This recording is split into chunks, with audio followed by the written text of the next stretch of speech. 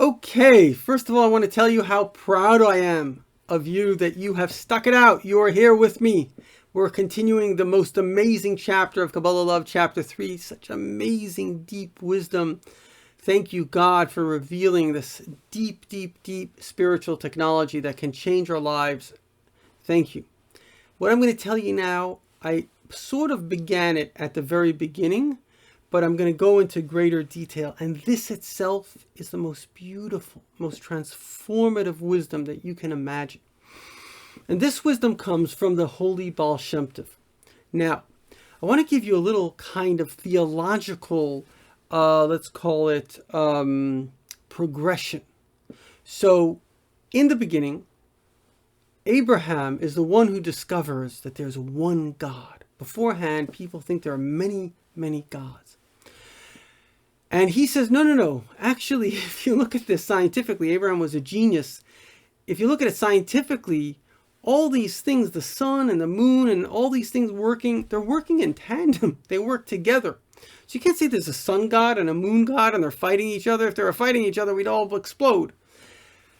The fact is that it's all being orchestrated by a single being that makes this work. Of course, we know now with the ozone layer, there's millions of miracles for us to survive. Just think about temperature, right? On the moon, it gets to hundreds of degrees Fahrenheit above and below every day and night.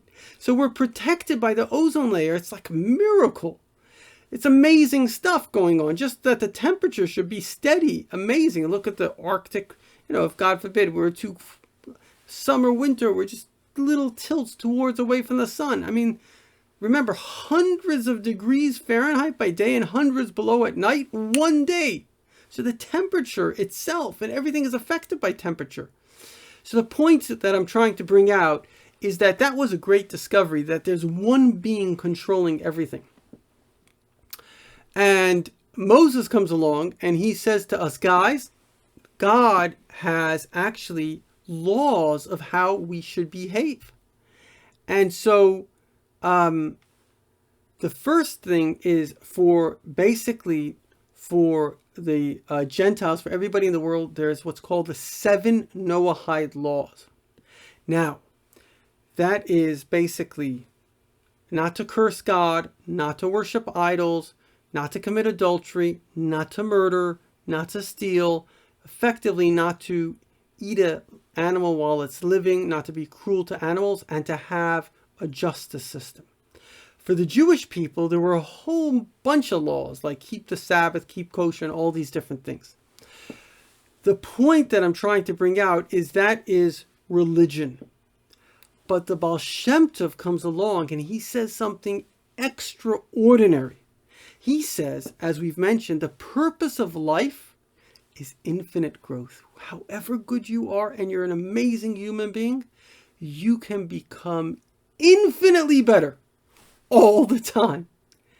And in order to do that, you have to understand that the universe is God communicating to you. Many people today, because the Spirit of God has come after all the millions of mitzvahs that Jews have done throughout the thousands of years, the Spirit of God, the Messianic level is here. Many people hear once in a while the voice of God telling them to do something or giving them advice. Most of the times, the Rambam, one of the greatest Jewish codifiers, said most of the times God communicated with prophets was just to help them grow. We are in infinite growth. Every time you see something, think about, what can this teach me in my infinite growth lessons?